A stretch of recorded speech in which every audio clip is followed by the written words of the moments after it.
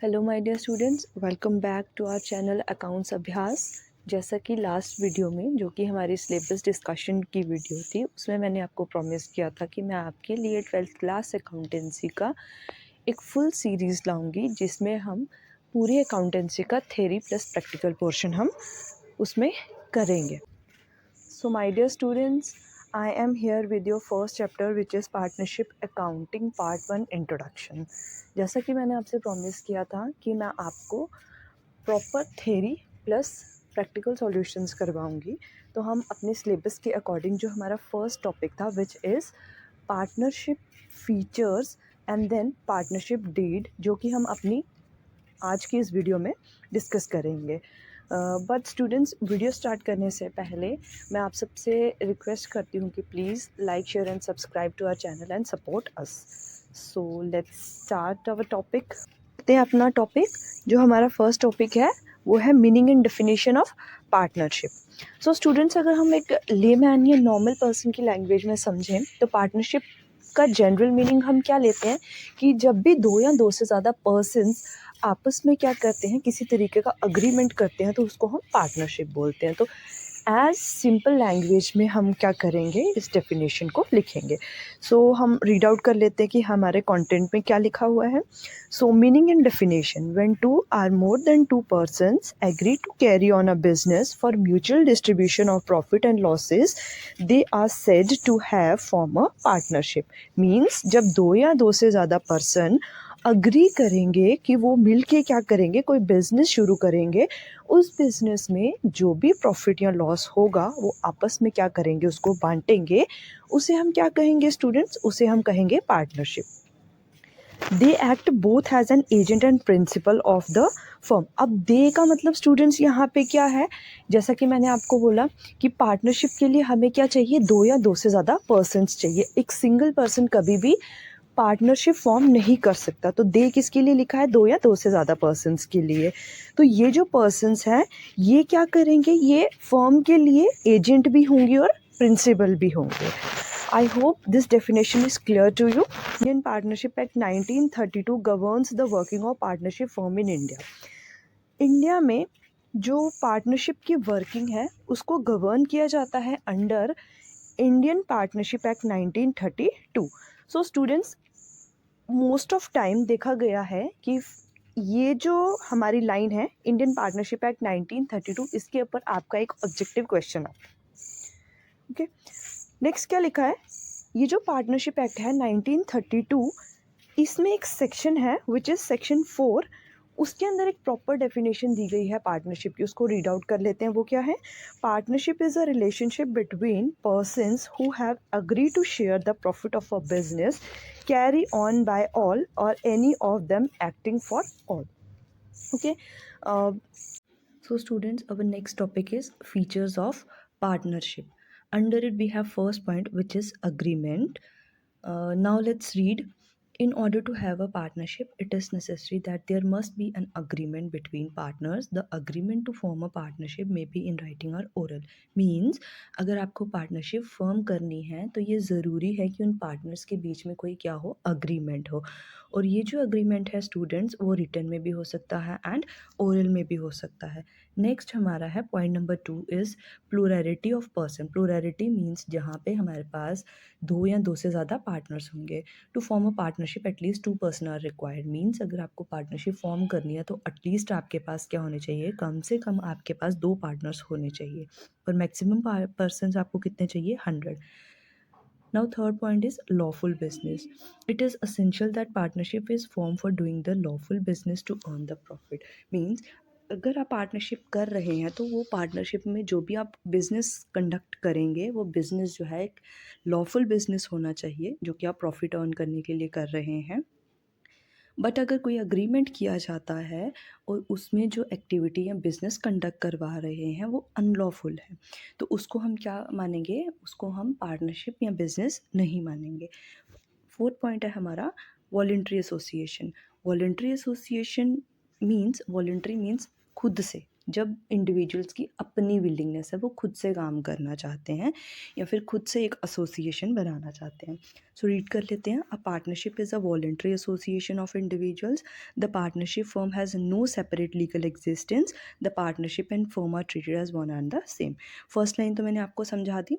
Second line क्या लिखी थी? The partnership has no separate legal existence means आपने अपनी 11th क्लास में भी पढ़ा होगा, जब आपने कंसेप्ट एंड कन्वेंशंस वाला टॉपिक पढ़ा होगा कि a business have a separate legal entity, कि एक बिजनेस की क्या होती है, सेपरेट लीगल एंटिटी होती है। वो मीन्स ओनर अलग होता है और जो हमारा बिजनेस है वो अलग होता है। बट पार्टनरशिप फर्म में ऐसा कुछ भी नहीं होता है। तो जो पार्टनरशिप और फर्म जो है उनको ट्रीट किया जाता है वन एंड द सेम। एक वर्ड स्टूडेंट्स इसमें आ रहा है कि फर्म, तो फर्म क्या होता है? जो हम बात कर रहे हैं बार बार कि पार्टनर्स मिलके एक बिज़नेस स्टार्ट करेंगे, ठीक है, जो उनके बीच में रिलेशनशिप बना उसको हम बोलेंगे पार्टनरशिप। और मिलके जो वो बिज़नेस या कंपनी उन्होंने बनाई, उस कंपनी को कंपनी ना बोल के क्या बोलते हैं? फर्म बोलते हैं। फिफ्थ हमारे पास पॉइंट है शेयरिंग ऑफ प्रॉफिट। जो ये पार्टनरशिप में पार्टनर्स आए हैं वो क्या करेंगे? आपस में प्रॉफिट को क्या करेंगे? आपस में शेयर करेंगे।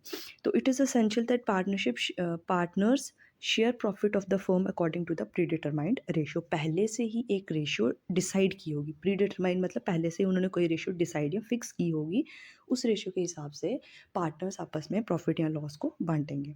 Six point is non transferability of the interest. No partner can transfer his interest in the partnership without the prior consent of all the partners. कि कोई भी पार्टनर बिना बाकी पार्टनर्स को पूछे अपना जो शेयर है वो क्या कर सकता है? किसी और को ट्रांसफ़र या किसी और को नहीं दे सकता है, ठीक है। अब कंसेंट वर्ड का मतलब है कि सबकी मर्ज़ी होनी चाहिए। नेक्स्ट पॉइंट है हमारे पास point number 6, unlimited liability. The liability of the partner not minor partner is unlimited. कि जितने भी हमारे पार्टनर्स हैं उनकी जो लाइबिलिटी है वो अनलिमिटेड है। बट अगर उन सब पार्टनर्स में से कोई पार्टनर अगर माइनर है तो उसकी लाइबिलिटी अनलिमिटेड नहीं होगी। In case the firm are not sufficient to meet the liability of a firm, they are liable to pay the claims of a firm out of their personal assets. Means अगर firm के पास इतने assets नहीं हैं कि वो उनको cell करके उससे जो पैसा आ रहा है वो liabilities को पूरी तरीके से पे कर पाएँ, तो उस केस में ये क्या करते हैं? अपने जो पर्सनल एसेट्स होते हैं इन पार्टनर्स के, उसको सेल करके भी इन लाइबिलिटीज़ को क्या करते हैं? पूरा पे करेंगे। नेक्स्ट है हमारा पॉइंट नंबर 7। पॉइंट नंबर 7 है हमारा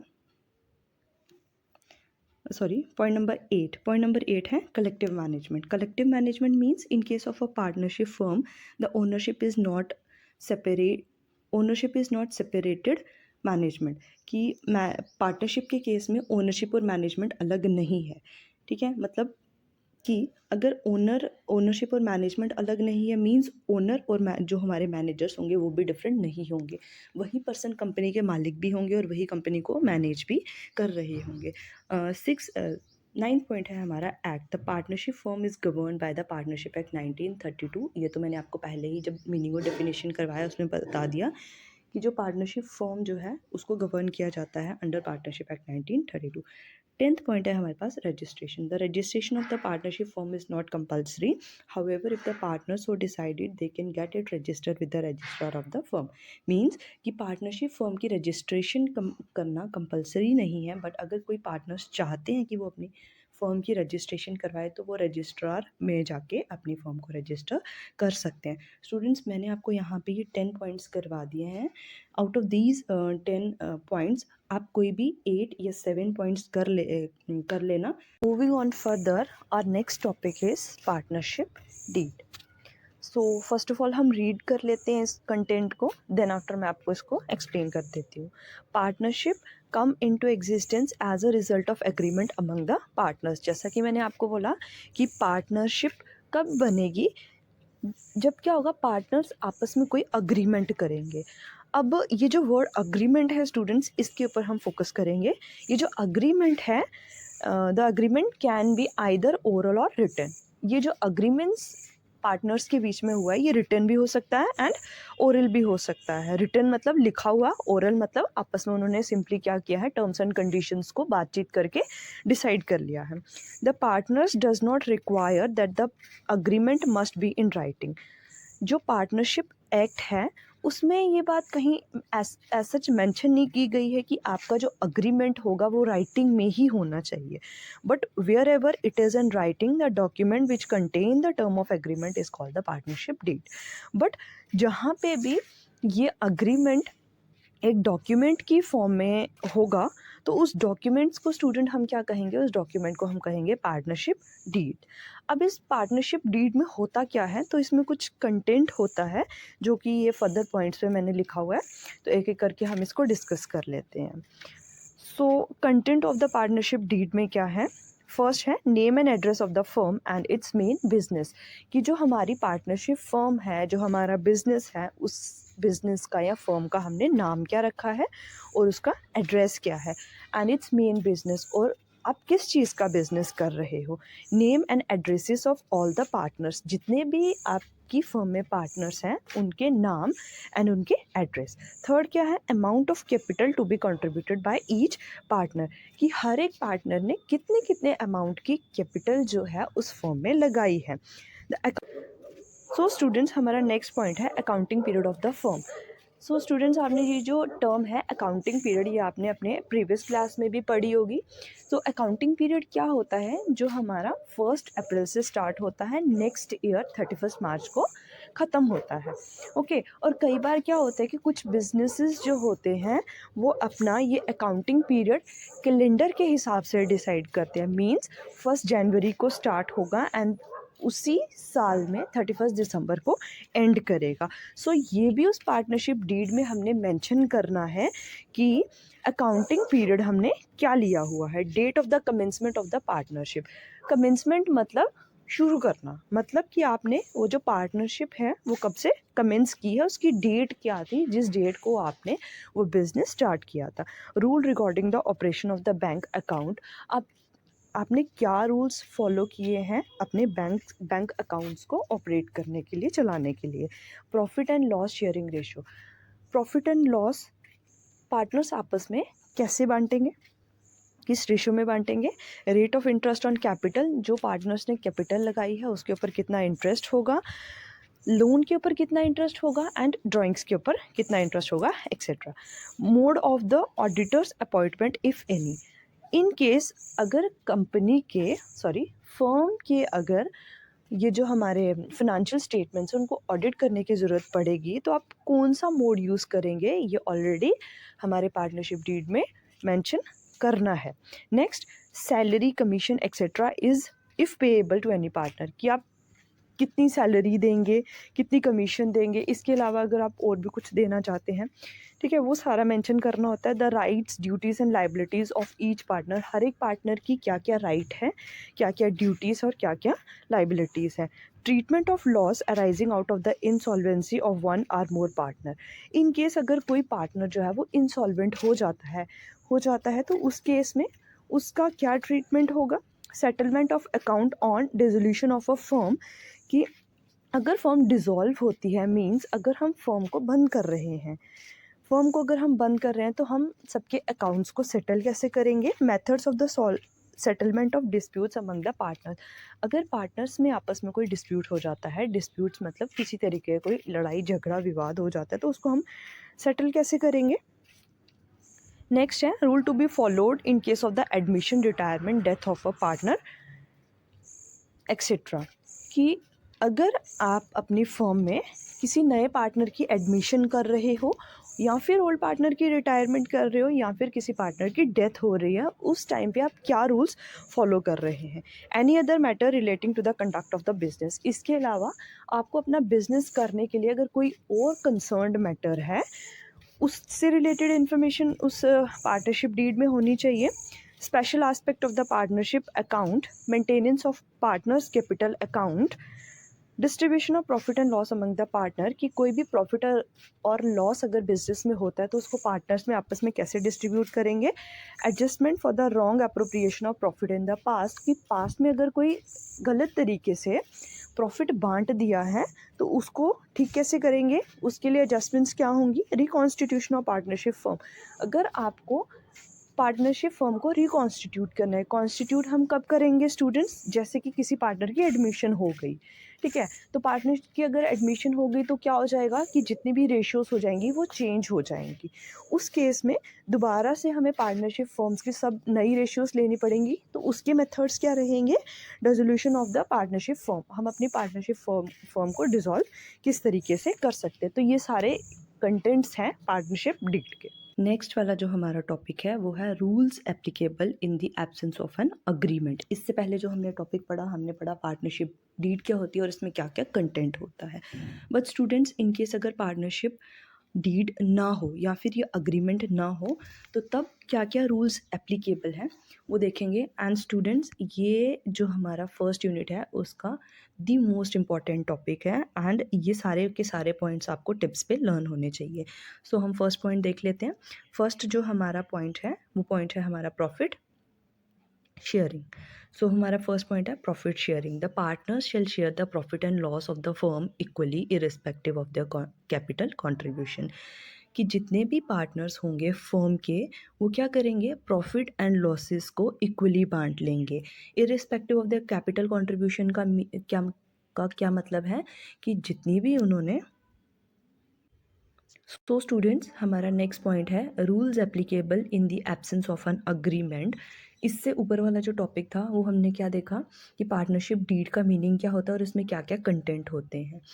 ये अगर ऐसा हो स्टूडेंट्स की पार्टनरशिप डीड ना हो, ठीक है, तो उस केस में क्या क्या रूल्स जो हैं इन पार्टनर्स के ऊपर या इस फर्म के ऊपर एप्लीकेबल होंगे वो हम देखेंगे। एंड स्टूडेंट्स, ये इस यूनिट का मोस्ट इंपॉर्टेंट टॉपिक है और ये हर एक स्टूडेंट्स को ये रूल्स जो हैं वो अपने टिप्स के ऊपर लर्न होना चाहिए। ठीक है, तो देख लेते हैं हमारा फर्स्ट पॉइंट क्या है। फर्स्ट पॉइंट है हमारा profit sharing. The partner shall share the profit and loss of the firm equally irrespective of their capital contribution। Means हर एक पार्टनर जो है फर्म का वो प्रॉफिट और लॉस को क्या करेंगे, आपस में बराबर बांट लेंगे। Irrespective of the capital contribution का मतलब क्या है कि उन्होंने चाहे जितनी मर्जी कैपिटल कंट्रीब्यूट की हो, अगर अग्रीमेंट नहीं है तो हम डायरेक्टली क्या करेंगे, जितने भी पार्टनर्स होंगे जो भी प्रॉफिट या लॉस होगा उसको इक्वली बांट लेंगे। नेक्स्ट हमारे पास पॉइंट है interest on capital. No interest is allowed to the partner on the capital contributed by them. Means जो भी कैपिटल पार्टनर्स ने उस पार्टनरशिप फर्म में लगाई है उस कैपिटल के ऊपर कोई भी इंटरेस्ट किसी भी पार्टनर को नहीं दिया जाएगा। However, the agreement provide for interest on capital. Such interest is payable out of the profit of the business. But अगर हमारे पास प्रॉपर एक पार्टनरशिप डीड का रिटर्न में एग्रीमेंट है और अगर उसने मेंशन किया है कि इतने % इंटरेस्ट ऑन कैपिटल हमें देना है तो वो इंटरेस्ट ऑन कैपिटल हमें देना है। बट इसमें एक और कंडीशन अप्लाई होती है कि इंटरेस्ट ऑन कैपिटल हम तभी देंगे अगर पार्टनरशिप फर्म में प्रॉफिट हो रहा होगा। इन केस पार्टनरशिप फर्म में प्रॉफिट नहीं हो रहा है, लॉस हो रहा है, तो कोई भी इंटरेस्ट ऑन कैपिटल वहाँ पे नहीं दिया जाएगा।